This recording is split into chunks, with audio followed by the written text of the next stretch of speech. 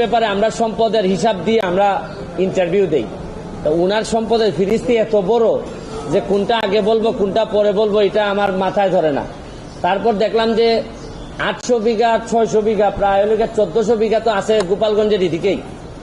তো আমার কাছে মনে হয়েছে যে এইসব অভিযোগ তো এটা তো আর মনে অস্বীকার উনি করেন নাই যে এই জমিগুলো আছে। তো আমার এলাকায় আমি বলে আসছিলাম যে কিছু লোক আছে অনেক সময় যে জায়গায় যায় কিছু পয়সা করে থাকলে একটা করে বিয়ে করে আসে, আর এই উনারে দেখলাম যে উনি যে জায়গায় গেছে মোটামুটি জমি জমার মালিক হয়ে আসছে।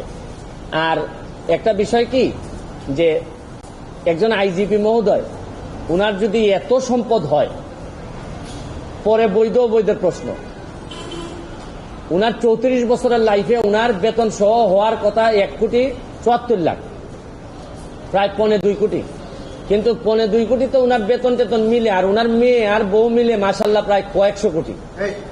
তো এত টাকা যদি উনার থাকে কেউ কোনো কথা বলে না, মানে একটা ইনকোয়ারি যে করবো, আমি কিন্তু বলছি না যে উনি এখনই দুর্নীতিবাজ।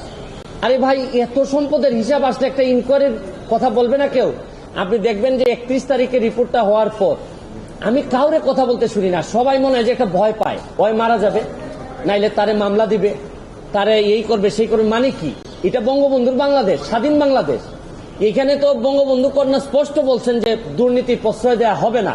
তাইলে এরকম একজন আইজিপির এত সম্পদের হিসাব আসছে কেউ কোনো কথা বলবে না। আর দুদক আল্লাহ মাহবুদ জানে নিজে স্টার্ট তো নিতেই পারে না, ধাক্কায় ধাক্কায় স্টার্ট হয় না। দুদক কে এটা? আমি তো অনেকদিন ওয়েট করছি, এটা আমি তখন আমেরিকাতে যখন আমি রিপোর্টটা দেখছি, তো দুদক এটা বলবে না, ইনকোয়ারি করবে না? আরে ভাই একটা কাজ তো করো, এতগুলা বেতন নিতেছো, খালি এই যে কাজী আর ওই যে সাব রেজিস্ট্রারের মামলা করার জন্য দুদক আসে নাই তো। আর বড় জিনিস দেখলেই দুদক চুপসে যায়। আর আইজিপি মহোদয় এত সম্পদ বানাইলে হয় কি জানেন কোন জায়গায় অশনি সংকেতটা? কোন জায়গায় অশনি সংকেত হচ্ছে কি, তাহলে যারা পরবর্তী আইজিপি মহোদয় যারা আছেন, পরবর্তীতে যারা আসবেন, তারা হয়তো ভাবতেছেন যে মডেল ক্যারেক্টার আমাদের কে হবে। যারা অসৎ হবেন তারা তো বেনজির সাহেবকে ধরে নেবেন যে উনি হচ্ছেন কি আমাদের আদর্শ। তাই উনি যদি আদর্শ পরেররা ধরে নেয় তাহলে এরাও 800, 900, 1000 করে বিঘা কিনা লাগবে। তারপর আসতেছেন নিচের যারা আসতেছে, যারা অসৎ, এর মধ্যে অনেক সৎ অফিসার আছেন, তারা কিন্তু অনেক বেশি ফ্রাস্ট্রেটেড হবে যে আমরা সততা করে